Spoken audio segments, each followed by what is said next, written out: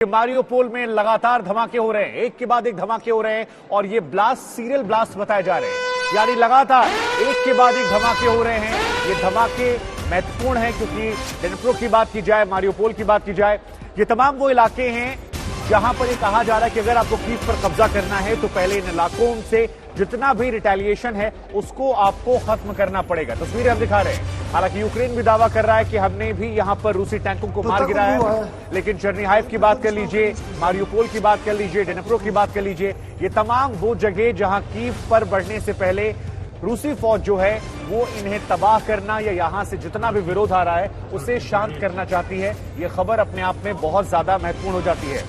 हमारे साथ राजेश पवार जुड़ रहे हैं जो कि इंडियन आर्मी के वेटरन हैं, स्पेशल फोर्सेस के ऑफिसर रह चुके हैं, युद्ध जंग इनकी रणनीतियों को इनको लेकर विश्लेषण अच्छा करते हैं, इनको समझते हैं, तकनीक का उन्हें ज्ञान है और आज तक के साथ लगातार वो रिपोर्टिंग भी कर रहे हैं। राजेश, जंग के 16वें दिन के मुहाने पर हम और आप खड़े हैं और थोड़ी देर पहले मैं गौरव से बात कर रहा था, वो भी कह रहे थे कि कीव पर पहुंचने से पहले आसपास के जितने शहर हैं जहां से विद्रोह आ सकता है, रूसी फौज उसे दबाना या कुचलना चाहती है। अब ये स्ट्रेटजी कैसे आगे बढ़ रही है, क्योंकि ऐसा लग रहा है बातचीत तो शायद फेल हो रही है। शुभांकर, देखिए मैं आपको पूरा अपडेट दे दूं कीव के बारे में। कीव शहर में आज लगातार 5वां दिन है जब 5 रात से और 5 दिन से कोई बमबारी नहीं हुई है। कीव शहर के अंदर कोई बम नहीं गिरा, कोई मिसाइल नहीं गिरी, कोई एयर रेड नहीं हुआ, कोई आर्टिलरी शेलिंग नहीं हुई है। लेकिन कीव की घेराबंदी, जैसे आपने बिल्कुल सही बताया खबरों में, बहुत तेजी से बढ़ रही है। बहुत पहले से कीव के उत्तर में एक 62 किलोमीटर लंबा रूसी काफिला पिछले 9 दिन से जमा है।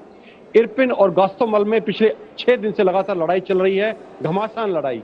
अगर आप यूक्रेन का या कीव का नक्शा दिखा सकते हैं तो हमारे दर्शक समझ सकते हैं कि गोस्तोमल और इरपिन ये जो कीव के नॉर्थ वेस्ट में हैं, लेकिन अभी एक नई स्ट्राइक आ रही है नॉर्थ ईस्ट से, जो कि सूमी के ऊपर जिन फौजी रशियन फौज ने हमला किया था, वही फौज अभी आगे बढ़ के मैकेनाइज्ड कॉलम्स आ गए हैं ब्रोवरी में।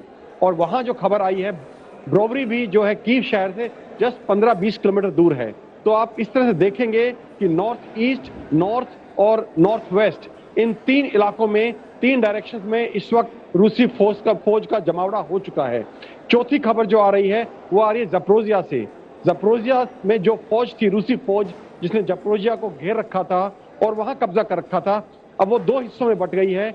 एक उसका कॉलम लगातार उत्तर की तरफ बढ़ रहा है जो कीव में दक्षिण से हमला करने की फिराक में है, और दूसरा उसका कॉलम है वो लगातार निप्रो शहर की तरफ बढ़ रहा है।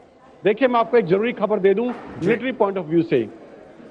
जितना ठंडा मौसम होगा यहाँ पे, कुछ एनालिस्ट बोल रहे हैं ठंड बहुत ज्यादा है तो इससे रशिया का वॉर एफर्ट कमजोर होगा। नहीं, जितना ज्यादा ठंड होगा यहाँ पे उतना आक्रामक फौज के लिए आसान है, क्योंकि मौसम का सिर्फ फर्क यहाँ ये पड़ता है कि जो जमीन है वो सख्त रहनी चाहिए। अगर ये बर्फ पिघलती है, जो कि 15 मार्च के बाद एक्सपेक्ट किया जाता है, लेकिन इस बार की सर्दियां बहुत अजीब रही हैं।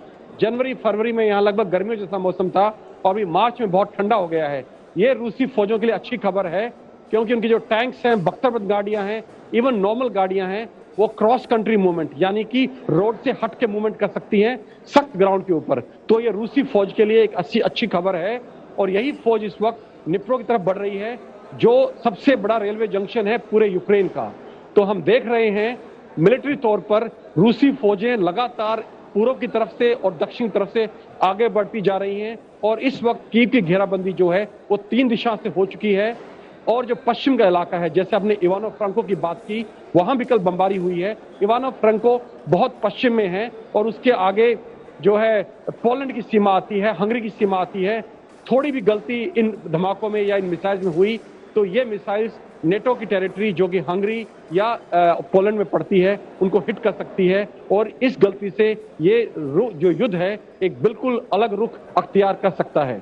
शुभांकर, नहीं तो राजेश जरा ये समझाइए, क्योंकि आप तो आर्मी के वेटरन हैं, आप स्पेशल फोर्सेस में रहे, आप तकनीक को समझते होंगे, जरा ये समझाइए कि अब कीव पर क्या ये मान लिया जाए कि ऑप्शंस जो है वो बहुत कम बचे हैं और कीव ही अब गिराना एक ऑप्शन बच रहा है? क्योंकि हम और आप इंतजार कर रहे थे, टर्की में बातचीत हो रही थी विदेश मंत्रियों की, वहां से कुछ पॉजिटिव निकले, लेकिन अगर 3 दौर की बातचीत के बाद कुछ नहीं निकला है तो क्या ये माना जाए अब इस जंग के जरिए या ताकत के जरिए ही अब इसका निष्कर्ष परिणाम निकलने वाला है? देखिए, मुझे लगता है कि डिप्लोमेसी अभी जिंदा है, चलती रहेगी और अगले राउंड की बातचीत भी होगी, ऐसा मुझे लगता है। जहां तक कीव का सवाल है, ना सिर्फ कीव, अब 3 तरफ से उनकी फौजें लगातार आगे बढ़ रही हैं। एक खबर यह भी आई है कि जो बहुत बड़ा कॉलम नॉर्थ में था, उसने अपने आप को 4 हिस्सों में बांट लिया है और जो हिस्से हैं वो अपने आप को दक्षिण और पश्चिम की तरफ जा रहे हैं, ताकि कीव की घेराबंदी चारों तरफ से कंप्लीट कर सकें। उसके बाद जैसे ही डिप्लोमेसी फेल होती है, जैसे ही ये बातचीत किसी निष्कर्ष पर नहीं पहुंचती और बातचीत बिल्कुल समाप्त हो जाती है, मुझे लगता है उसके बाद ही हमला होगा कीव पर। और जो ये हमला होगा, ये बहुत ज्यादा घातक होगा और बहुत स्विफ्ट होगा।